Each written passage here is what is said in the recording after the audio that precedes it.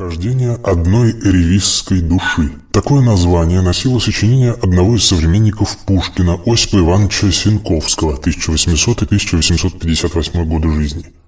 В этом повествовании автор в юмористической манере описывает цепочку перерождений личности. По поручению верховного божества Сульда дежурные шайтаны, демоны, вселяют душу в беременных женщин разных народов. В результате душа рождается то в Римской империи, то в Китае, то в Бурятии. Юмористический стиль описания делает повествование о приключениях ревизской души гораздо более легким для чтения, чем реальный протокол работы с регрессивным гипнозом. Регрессивный гипноз – метод получения информации о прошлых воплощениях. Он основан на способности внимания перемещаться внутри памяти сохраненной информации, цепляясь за события. Двигаясь от настоящего к моменту рождения, гипнотизер ведет сознание пациента в прошлое. Однако, добравшись до нулевой точки, гипнотизер продолжает вести пациента дальше, а именно в прошлые воплощения. Находясь в состоянии гипноза, человек рассказывает о том, что он видит, где находится и что происходит. Рассказ записывают на диктофон, поскольку, выйдя из гипноза, человек ничего не помнит.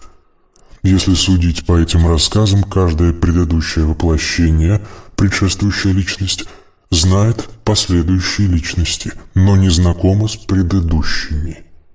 Переход по цепочке происходит путем гипнотизирования, усыпления каждой следующей активной личности. Прослеживая цепочки воплощений, мы уходим в прошлое на различную глубину. Иными словами, в подсознании разных людей мы находим разное количество воплощений. Есть люди, имевшие воплощение в древних высокоразвитых цивилизациях. Кроме того, были выявлены люди с нечеловеческой монадой, имевшие воплощение на других планетах, принадлежащих к внеземным цивилизациям. Они попали на Землю на космических кораблях и потерпели здесь аварию. Некоторые из них обладали развитыми психическими способностями, гипноз, телепатия. Интересной темой оказалось происхождение человеческой монады. У лемурийцев, коренная раса Земли, обнаружилась длинная цепочка предков, в том числе нечеловеческих.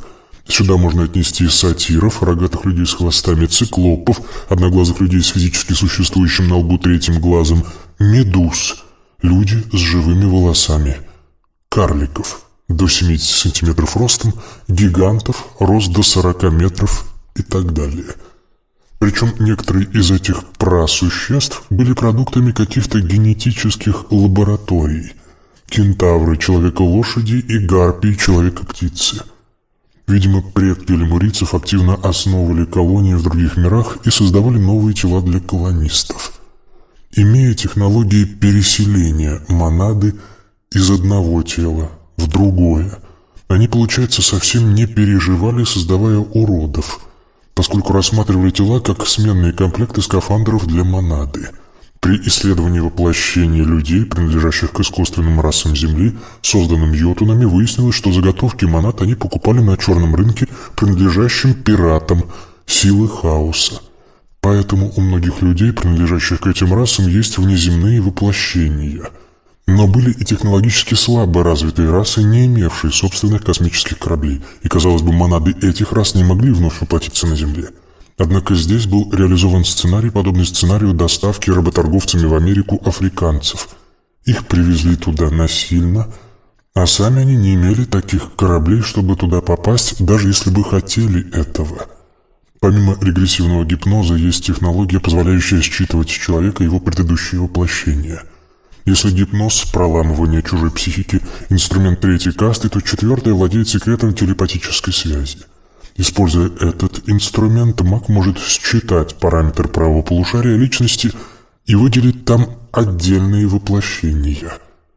Можно сказать, что гипноз – это взламывание личности. Каждая личность имеет внешний канал для стыковки с социумом. Этот канал может перехватить человек третьей касты, они структурируют социум, заняв позицию господина. В таком случае сознание пациента оказывается в позиции раба и выполняет приказы. В основе же телепатии лежит свойство правого полушария некоторых видов животных. У высших разумных, людей, монада бессмертна и способна к перерождениям.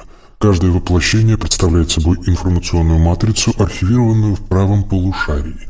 Таким образом, правое полушарие людей представляет собой библиотеку архивированных воплощений.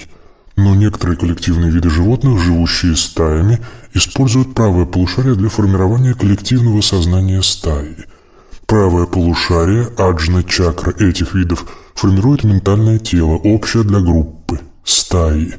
Например, дельфины формируют общее сознание стаи, которое является не только инструментом связи, но и коллективной информационной базой, аналогом интернета.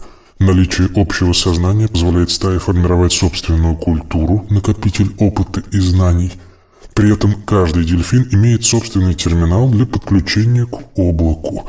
Есть также дельфины-провайдеры, старые дельфины, правое полушарие которых выполняет роль сервера. Поскольку у дельфинов нет перерождений, как у людей, то переход из касты в касту, с уровня на уровень, происходит у них с возрастом и накоплением опыта. Дельфины, дошедшие до верхнего уровня, шестая каста, аналогичная седьмой у людей, остаются в облаке, оцифровываются, что является аналогом состояния самадхи у людей. Если сравнивать с коллективным сознанием дельфинов, пчел и муравьев, то у людей тоже есть некий мозговой интернет. То есть существует облако, к которому все люди подключены через правое полушарие. По аналогии с дельфинами можно сказать, что человеческое облако поддерживают люди самадхи. Канал мозговой связи у людей лежит в частотном диапазоне аджна-сахасрара чакра. Есть случаи пробоя, когда обычные и неподготовленные люди в силу каких-либо случайных причин включаются в этот канал. Тогда возникает явление голосов в голове. Как правило, они жалуются психиатрам и с диагнозом шизофрения поступают в психиатрические клиники, где с помощью сильных психотропных препаратов их пытаются вылечить. Используя этот канал, существующий у всех людей, маги уровня 4.2-4.3 могут подключиться к правому полушарию человека и считывать союзников. Здесь маг, считавший союзника, может описать его, а также настроиться на него и активизировать. Активизированный, запитанный энергией союзник начинает проявляться в сознании человека как собеседник. И тогда человек может в режиме диалога изучить союзника. Есть целый пласт литературы античного и средневекового периодов, написанный в манере диалогов. В этой литературе присутствуют два собеседника, которых можно условно обозначить как умный и глупый. Однако в качестве глупого собеседника, задающего вопросы, выступает личность, я, левое полушарие, а умным, осведомленным собеседником является союзник или даже коллективное сознание, эгрегор, образованный союзниками, правого полушария. Есть классический пример Эдгара Кейси, спящего пророка, который в обычном состоянии, левое полушарие, представлял собой заурядную личность, но под гипнозом у него активизировалась личность, эгрегор правого полушария, обладавшая обширными знаниями в области целительства, а также древнейшей истории, в том числе и истории Атлантиды. Если исходить из того, что у Кейси активизировался какой-то союзник, то этим нельзя объяснить настолько обширную осведомленность во всех вопросах, поскольку союзник – такая же личность, имеющая границы информированности, эрудиции. Но если это сознание эгрегора, совокупности личностей, то такое сознание может обладать сверхзнанием. Сознание эгрегора, гений, может получать информацию из окружающего мира. Это происходит сверх обычных способов получения информации, присущих личности. Такой метод называется инсайтом. Он базируется на свойстве сознания планеты Земля.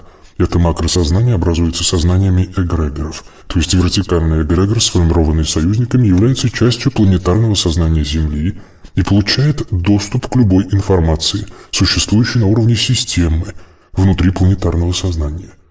Поэтому маг, прошедший сборку личности, построивший вертикальный эгрегор, имеет доступ к любой точке, существующей в системе, внутри планетарного эгрегора. Можно предположить, что Эдвард Кейси являлся новым воплощением какого-то сильного мага. Однако его заурядная бодрствующая личность внушает сомнения. Видимо, имело место вселение в тело Кейси могущественного духа. Во время гипноза собственное сознание Эдварда отключалось, освобождая пространство управления телом. В этот момент проявлялся дух. Какова природа такого духа? Это может быть, во-первых, элементар, умерший человек, невоплощенная монада, во-вторых, Путешественник из иных миров. Есть маги, принадлежащие к другим расам, путешествующие в разных мирах, которые вселяются в тела обитателей этих миров, чтобы через сознание аборигенов получать информацию. Такие духи являются подселенцами. В некоторых случаях подселенцами могут быть умершие при непредвиденных обстоятельствах маги, которым по каким-то причинам надо удержаться в этом мире.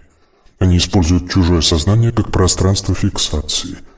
Подселенцем может быть и техническое устройство типа зонд. Это многомерное устройство, созданное высокоразвитой внеземной цивилизацией. Большая часть бесов, которых изгоняют из людей экзорцисты, представляет собой подселенцев, путешественников и инопланетные зонды. Подселенцем также может быть монада умершего животного или даже растения. Если экзорцист сталкивается с магом, то можно смело искать нового экзорциста. Что касается путешественников и инопланетных зондов, то они соблюдают некоторые этические нормы и уходят, если их прогонять. Маги-подселенцы имеют конкретную цель и, как правило, ставят ее выше, чем жизнь каких-то святош, полных самомнения и ничего не соображающих в магии.